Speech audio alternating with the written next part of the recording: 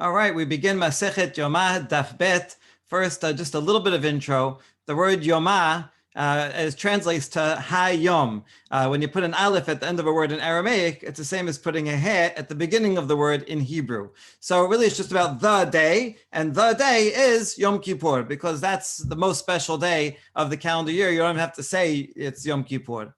Now, the order of Masechtot is always very interesting because a lot of people have thought for a long time that it's in some logical order or chronological order. And Shabbat, you could say, is the holiday that comes up the most often every week. Eruvin is connected to Shabbat, certainly. Pesachim, then you could say, is the first on the calendar year of Nisan's the beginning. Shekalim is connected to Pesachim because we begin the Machasita Shekel cycle in Nisan. But then you get to Yoma and then Sukkah, and then it all breaks down. It doesn't make any sense. However, if you look at the size of each of the Masechtot in terms of chapter numbers of the Mishnah, then it all becomes clear. We start with the longest, 24 chapters, 10, Shekalim and Yoma are in a tie for 8 each, and then it goes to the smallest. So it's actually just in size order, which is good. If you're learning Daf Yomi, then you know you got the longest ones out of the way, and the next ones will be shorter. However, when it comes to the order within the Masechet Yoma does go in chronological order. It begins, in fact, 7 days before Yom Kippur in preparation. So that's where we begin as well.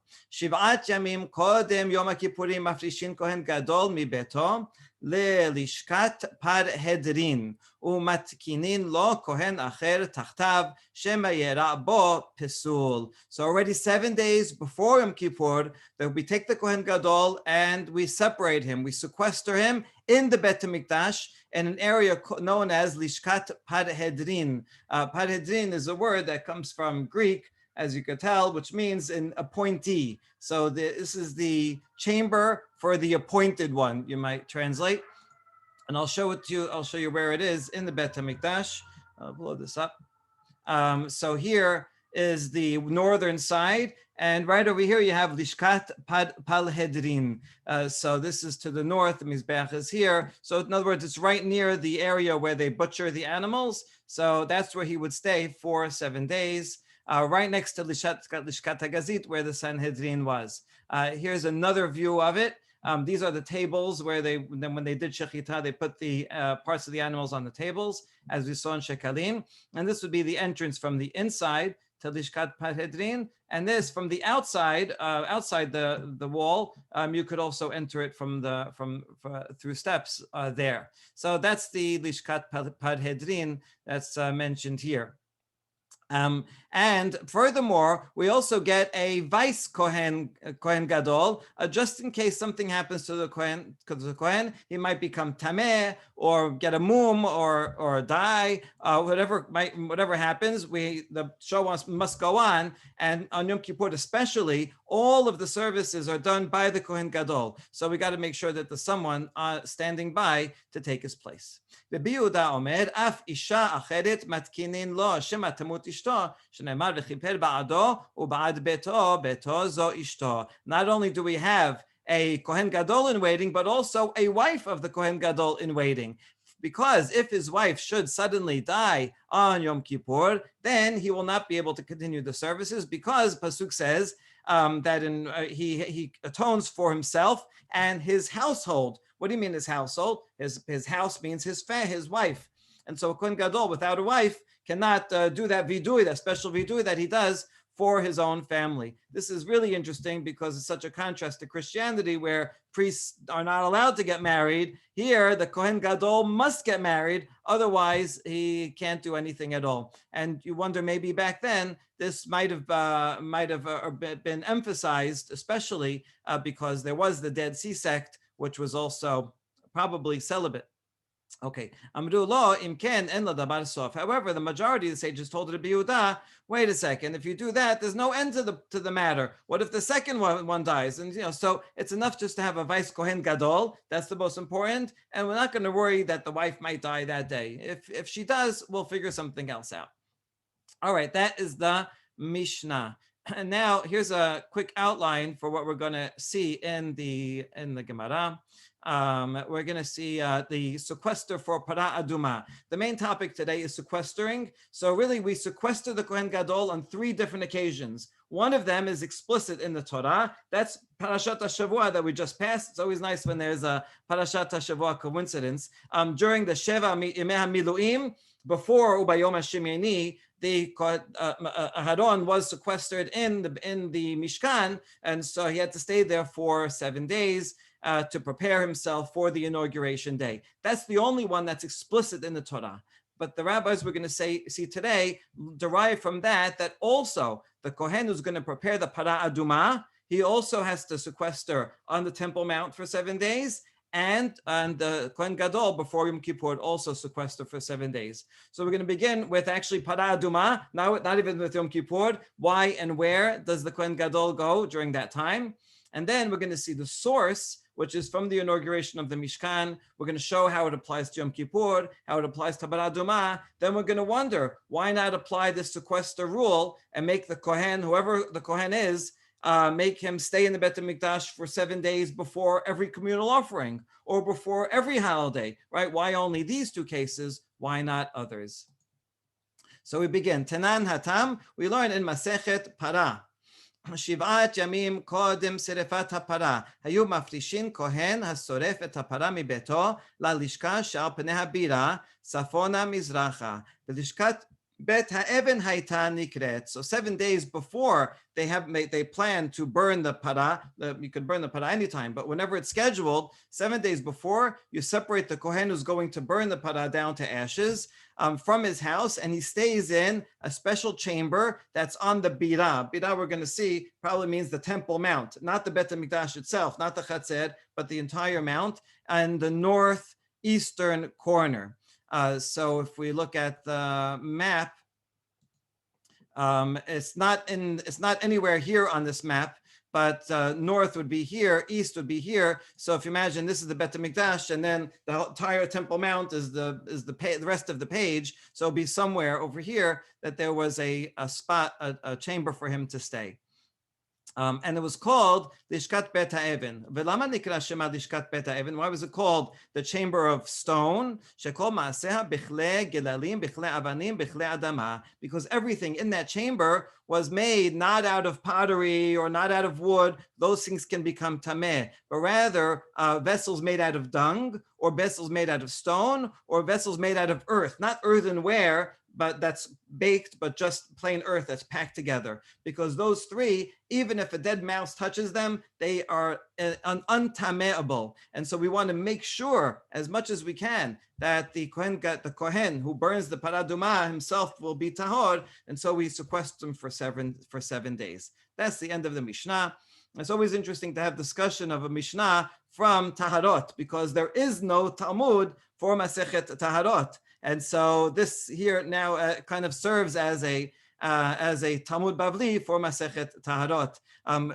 Scholars have wondered, was there ever a Talmud Bavli for Masechet Taharot, or Talmud Yerushalmi for that matter? And what if we take all these Mishnayot like this and collect them all together? Can we build, reconstruct it? This is a very important dissertation by Professor Yaakov Zussman, the world expert in this, who concluded that no, there is not, and there never was a Talmud for Masechet Taharot. They just discussed them as they came up, like in this case. Okay, my ta'ama. Now we ask, what's the reason? Why do we have to do this? Kevan ditbul yom kasher bepara titnan metamein hayu hakohen et hasoref et hapara umatpilin oto losim liban shel sadokim shayu omerim b'ma'od hashemesh hayta na'aset takinu larabanan kilegelalim kilabanim kiladama dela likabelu tuma kihechi dela lizalzelu baha. We have something absolutely fascinating here. Why do we have to go to such an extent to make this Kohen who's going to prepare Parah Adumah separate for 7 days and not have any tameable vessels in there? It's because of a polemic that the Pharisees had with the Sadducees. What's the polemic? It's regarding a tivul yom. Tivul yom means someone who became tameh. Let's say they touched a dead mouse. In order for that person to become tahor, they have to go to the mikveh during the day, And then when it gets dark, they're fully tahor. So after they go to the mikveh during the day, and before it gets dark, they call tivul yom. At that point, they're kind of like 90% tahor. So they still, for most purposes, they can't do anything until it actually gets dark. Like if they want to eat tirumah, that's the first Mishnah in Berachot. But for some things, being tivul yom is sufficient. Now, this was the subject of the machlok between the Pharisees and the Sadducees. The Pharisees are more lenient, and they say if a Kohen is a tivul yom, meaning he became tameh during the day and he went to the mikveh, even if before sunset, that Kohen can be involved in preparing the Parah Adumah. It's okay. Whereas the Sadducees say, no way, you're preparing Parah Adumah. We want to be totally 100% tahor. So tivul yom is no good. Okay, now in order to, when the Pharisees wanted to emphasize their halacha, here's what they would do. They would take a Kohen who was totally pure, 100% tahor, and they would bring him to the Mount of Olives where they prepared it, and they would make him tameh on that day. They would bring a dead mouse, here, touch this. It's unbelievable. And then they would have him go to the mikveh right there on the spot, and he would prepare it as a tvul yom. Now, they could have easily gotten someone 100% pure, and that way everyone could have gone along and used those ashes. No, but they wanted to, specifically to counter the Sadokim and show that it can be done for someone even though the sun didn't set, because the Sadducees said only if the sun has set on them. Now, in order to counter, here we didn't get to the answer yet.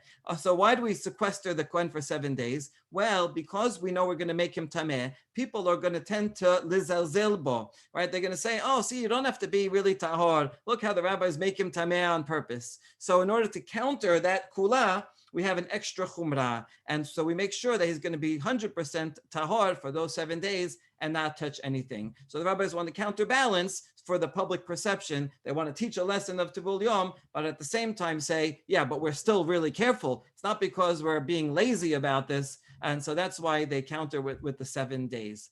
I have to bring in the Dead Sea Scroll here, because we have this exact law. I mentioned that the Mishnah talks about this, the opinion of the Sadducees. Well, in the 1950s, in one of the Dead Sea caves, we found something, a letter called Miksat Ma'aseh Torah, or the halachic letter, written by the head of the Dead Sea sect. And it's a letter written to the Kohen Gadol in Yerushalayim. And in it, he says their opinion about this very subject. And it says, this is the original Hebrew, Ve'af al tarat parata hatat. This is their original spelling, by the way. Hashochet ota v'hasoref ota. They spell soref with a samech. Ve'haosef et afara v'amazeh et meh hatat echol ele. So it says, we think, this is the Dead Sea sect talking, that the one who does shechita, and the one who burns, and the one who collects the ashes, and the one who sprinkles, all these we require ha'arivut shemesh liyot tehorim b'shel sheyeh tahor mazeh ala tameh. They require that it gets dark. They can only do it after dark. And there's a letter saying, we disagree with you and we can't live with you guys, you Pharisees in the Bet HaMikdash. And that's why they left. And so here in the Mishnah, we have the opposite, and you see it's exact same words. They say, that's exactly the word in the halachic letter. Okay, so now we understand the reason why the rabbis instituted that you have to go to such an extent and keep this Kohen tahor for 7 days as a counterbalance. All right, now where? Why did the Mishnah say it has to be in the northeast corner?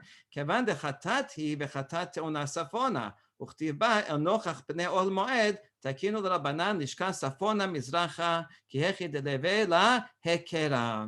So the reason is because in general, when you bring a korban chatat, it's prepared in the north of the mizbeach. And so this Parah Adumah is not technically a korban. It doesn't get sacrificed on the mizbeach, but it is called a chatat. It's not technically a chatat, but it's called a chatat. And therefore, as a connection, as a reminder that this too is a chatat, so the Kohen will stay in the north of the Mizbeach. Furthermore, that its blood is going to be sprinkled towards Ohel Moed. So now if you're going to sprinkle it towards Ohel Moed, that means that it's going to be towards the east. And so you're going to be east, sprinkling it towards it. And that's why he stays in the northeast to recognize that this is like a chatat and is sprinkled towards the mizbeach from the east, towards the Moed from the east. Good. My bira. Now in the it said that he stays on the bira, right? This northeast, this chamber is on the bira. What does that word mean? It's a certain place on the Temple Mount. It's called bira, and this is adjacent to it. There's some kind of a tower that was on the Temple Mount. And Resh Lakish says, no, the entire Bet HaMikdash is called Bira, meaning like a capital, as it says, Bira, which I have made. This is actually very interesting because the only other time the word Bira appears, besides for here, regarding the Bet HaMikdash, is Shushan HaBira. Right, and that's probably on purpose. That, hey, what do you guys, you Jews, what are you doing partying with King Achashverosh in Shushan Habira when you're supposed to be in Yerushalayim Habira? All right, so that concludes the first section from the outline, and now we're going to ask, what's the source? The source for both that the Kohen Gadol is sequestered for Yom Kippur, and that the Kohen HaSoref is sequestered for Parah Adumah. Minahane mileh. Amar Rav min Yomi bar Chilkiya ba Amar Rabbi Mehseya bar Idi Amar Rabbi Yochanan Amar Kera Kasher Asa Bayom Hazeh Siva Adonai Laasot Lechaper Alechem. So Laasot Elu Maaseh Parah Lechaper Elu Maaseh Yom HaKippurim. Here's the full Pesukim. This is from last week's parasha, right? It says, "B'petach ol moed lo teseu," telling the Kohanim that they, for the 7 days of inauguration, they cannot leave Ohel Moed for 7 days until they're completed. That's why they're called Shivat Yemei HaMiluim, until that time period is completed. Yemei Miluechem, ki Shivat Yemim Yemale et Yedchem. And then the next pasuk, 34, seems extraneous. Kasher asa bayom hazeh, Siva Adonai la'asot lechaper alechem. Just like God commanded you on this day, he commanded that you should do in order to bring expiation. So this sounds like it's saying, just like this, you're going to do this in the future as well. Well, when are you going to do this in the future? You only have an inauguration one time. So from this, the Midrash derives la'asot and lechaper. Those two words teach us. So la'asot is things that you do. It's a process. What process is that? Well, Parah Adumah. And lechaper, when do you get kapara? That's Yom Kippurim. So that's the hint that those 2 days. Okay. Now, bishlama kule kira bepara lo metokam lechaper ketiv ufara lav bat kaparahi ela emakula kira b'yom kippurim ketiv. So now I understand that how do we know we could learn two things from this, right? Instead of just one thing. So for sure, the whole thing cannot be talking about just parah, because the word lechaper, the parah adumah doesn't atone for anything. It's called a chatat, but not kapara. And so for sure, Yom Kippurim is going to be included. But how do I know that I should include anything about parah adumah? Maybe it's only you're talking about Yom Kippur. Amreh, I mean, if it's from the word la'asot, that's a pretty common word. That's pretty ambiguous. Amreh yalef siva, k'tiv ha'chasiva Adonai la'asot, u'chtivatam zot chukat ha'torah she'siva Adonai lemor. Pasuk we just said, siva, God commanded. And now in the beginning of Parah Adumah, Chukah, this is known as the Chok, right? This is the introductory verse, 19:2 in Bimidbar. Chukat HaTorah Sher Siva. So there you go. The word Siva comes twice. Mat lehalan Parah, afkan Parah, makan Perisha, af lehalan Perisha. Just like here it's talking about Parah Adumah, so too back in Shemot it's talking about Parah Adumah. And just like in Shemot it tells you that the Kohen has to separate, so too regarding Parah Adumah, the Kohen has to separate. All right, now you might counter, Siva seems like a common word also. Ve'ema Siva, the Yom Kippurim, dichtiv vayasa shekasher Siva Adonai et Moshe. Right, in Vayikra 16, this is 1634, all the way at the end of after it gave all the laws of Yom Kippur, it says they did as God commanded. So it has the word Siva by Yom Kippur also. So therefore you could say that the entire precedent is only talking about Yom Kippur, not Parah Adumah. The answer is Danin Siva de Lifnei Asiya Mesiva Lifnei Asiya, and Danin Siva Lachad Asiya Mesiva de Lifnei Asiya. So Yom Kippur is different from the other two. And regarding Yom Kippur, it gives all the instructions. At the end, it says Vayas kasher siva Adonai et Moshe. That's a concluding. However, regarding Parah Adumah, it's the first pasuk. And also regarding Shivat Yimei HaMiluim, it says you should do this kasher siva before they actually do it. So we should learn those two because those are at the beginning rather than Yom Kippur, where the word siva is at the end of the paragraph. All right, good. So now we resolved that. Now we're going to bring in the other two. I'll show you the outline again. The question is, will it apply to communal offerings? And how about applying to holidays and make the Kohen sequester on those occasions as well? So, since you have the word siva, regarding all communal offerings, says on the day that God commanded Bnei Israel. So maybe before you bring a communal offering, which is actually every day, whichever Kohen is going to do it has to sequester 7 days before. No, danid siva mesiva and danid savoto mesiva. No, we have regarding Yom Kippur and Shivat Yimei HaMiluim the exact same phrase, the exact same form, siva, and not this one where it's savoto. Okay, umay nafkamina v'hatana de Rabbi Yishmael v'shava kohen uba kohen. Zohi shiva, zohi bi'ah. Hold on, do you really have to have exactly the same word? Here's an example where you don't have the exact same word, and yet you make a gezerah shava. Not only it's a different word altogether. This is regarding when the Kohen comes to a house to examine it to see if it has tzara'at in the house. So he comes after a week, and in the pasuk 39, chapter 14, it says, Veshav HaKohen. This is next week's parasha. Okay, good. Another coincidence. So he checks it out, and it's Veshav HaKohen. And then he comes after a second week, and then it says Uba HaKohen. Now, after the first week, the Torah says he'll examine it. If he sees that there's a spot that's sarat, he'll cut it out and remove it, and then see if it stops. Regarding the second week, it doesn't say in the Torah what to do. So I might have thought after the second week, if he still sees sarat, then you destroy the house, demolish it. But the rabbis say gezerah shava, just like he examines and removes the infected part after 1 week, so too he examines and removes the part after the second week to give another chance for not to destroy the person's house. And so you see there, you make a gezerah shava with two completely different words. So all the more so, you should be able to make a gezerah from siva and savoto. The answer is hanemile hechadele kadidamile. We only did that over there, shavuba, because there is no other word that's similar to it. It doesn't say veshav again. But here, where there is an exact match, if you have an exact match, you're going to go with siva, and therefore we reject the savoto. So now we conclude that for regular communal offerings, we're not going to make the Kohen, sequester for 7 days. Now, lechaper elo maaseh Yom Kippurim. Okay, we're going back where we learned Yom Kippur from the word lechaper. Now, that word lechaper, it can apply to other things besides Yom Kippur. Ve'ema kapara de korbanot. Maybe offering atonement offerings, right? Chatat, asham, communal offerings. So maybe whenever the Kohen Gadol, any Kohen, makes a chatat, also we'd have to sequester 7 days, and we can learn that from the word lechaper. Who says lechaper means only Yom Kippur? Answer, miyad enan he kohen mitzrameh deba'ele perisha. Hold on, how are we going to know? Do we know in advance which Kohen is going to prepare it? After every day, remember, they would make a lottery in the beginning of the day, who gets which job. So we don't know 7 days in advance who's going to have each job. So how could you make the person sequester if you only know that morning who's going to prepare it? So we have a simple answer to that. Amri alamala nibae le perisha lekule mishmeret bet av. Why don't you sequester the entire group, right? All the Kohanim were split into 24 groups, mishmarot. Each one would serve 1 week. So take the whole group, make them sequester a whole week before, and then whoever is chosen, they'll be sequestered. So we can solve that problem.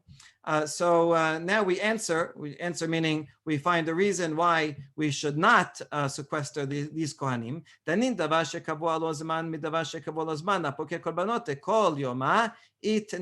we're going to learn something that has a set time from another thing that has a set time. So the inauguration day is a set time, Yom Kippur is a set time. And this should exclude the korbanot of atonement korbanot that happen every day. Okay, fine. We accept that. But now we get to the next question. How about the holidays? The holidays also come at set times. So why don't we learn from the word lechaper? Because on the holidays we bring chatat, so you could bring holiday korbanot. Maybe the Kohen has to sequester 7 days before each holiday. Answer, danin davar shenoheg pa'am achat b'shana midavar noheg pa'am achat b'shana lapukei regalim delav pa'am achat b'shana ninhu. No, this the inauguration happened only one time, once in the year, even less. So we can only learn from that something, a holiday that happens only once a year. Yom Kippur is special, happens only once a year, but the holidays, there's 3 regalim. So therefore, it's not as similar. Well, ve'ema regel echad. So maybe pick one holiday. Now you're going to say, how are we going to pick which holiday? Maybe you'll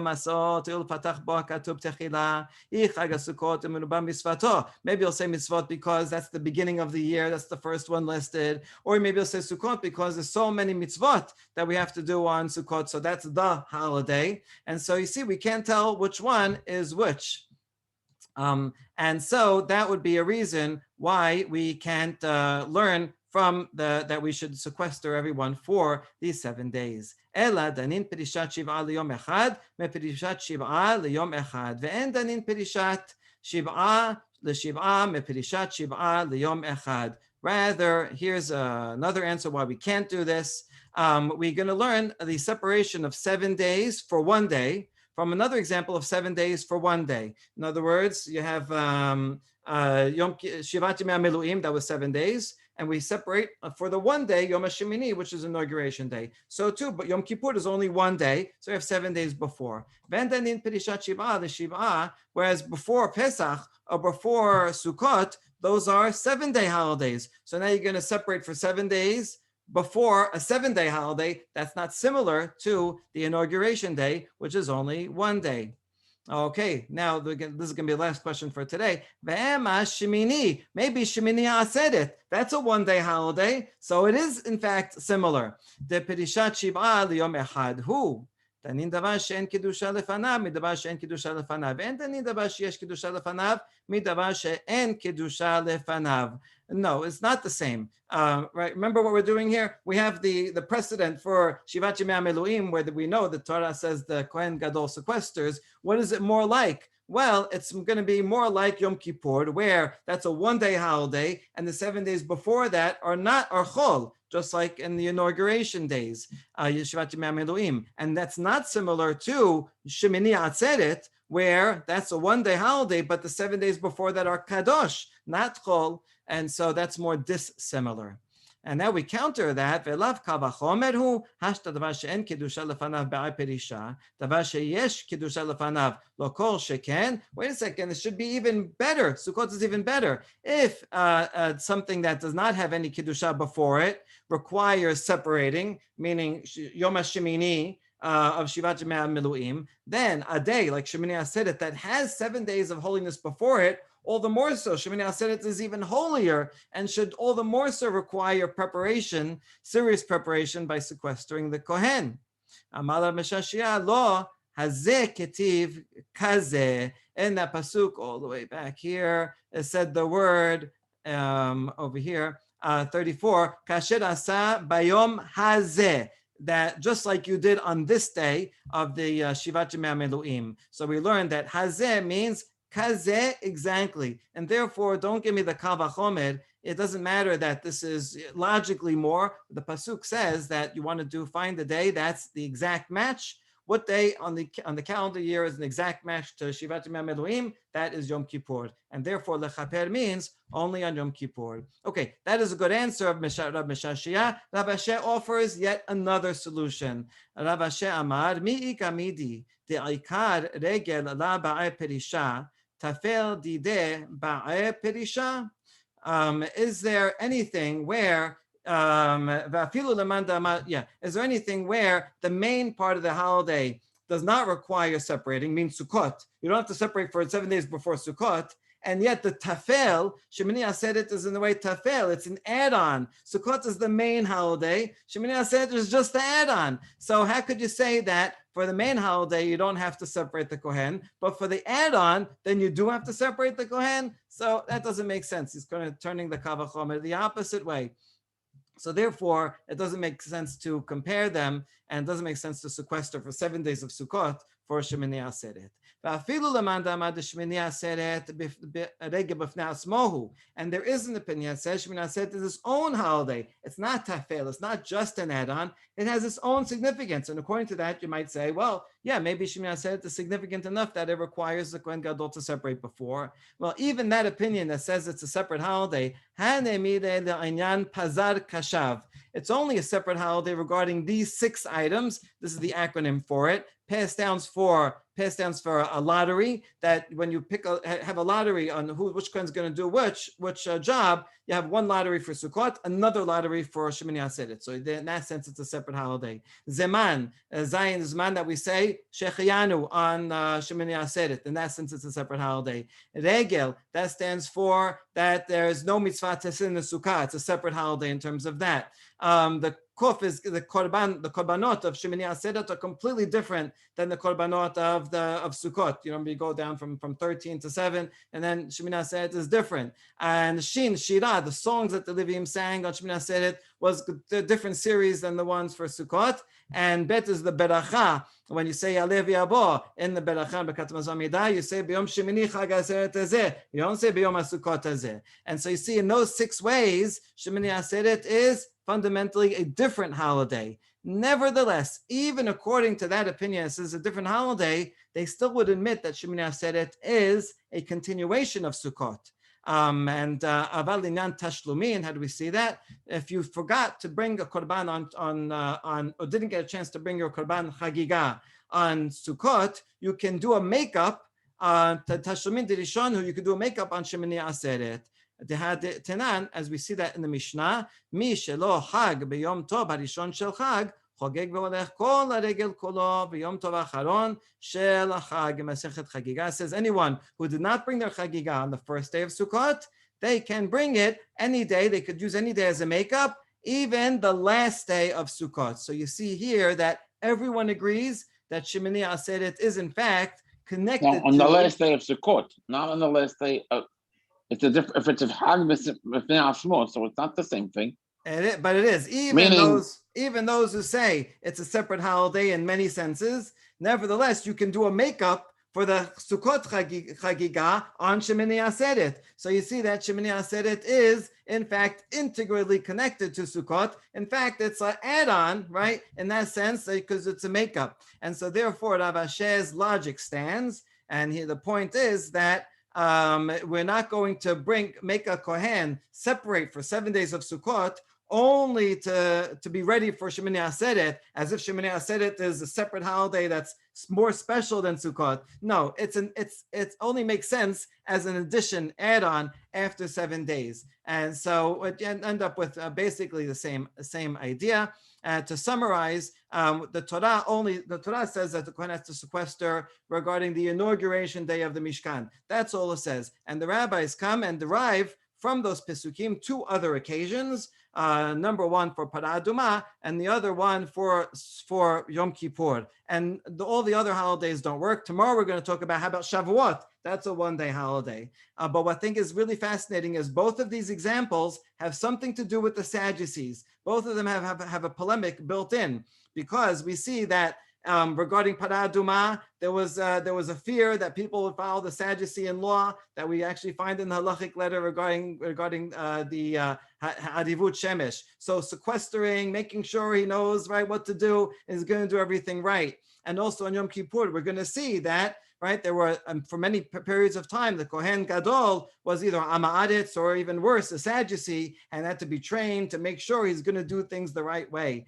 And so just like we have to inaugurate the Kohanim at the beginning because in the first generation, they didn't know anything. So we have to inaugurate them. So too, in future generations, particularly for these two occasions where there was a real fear that the Kohen or Kohen Gadol might not know what he's doing or try to do something against the Pharisees and the rabbis, that's particularly when it was necessary to keep them for 7 days of training. Baruch Adonai le'olam, amen ve'amen.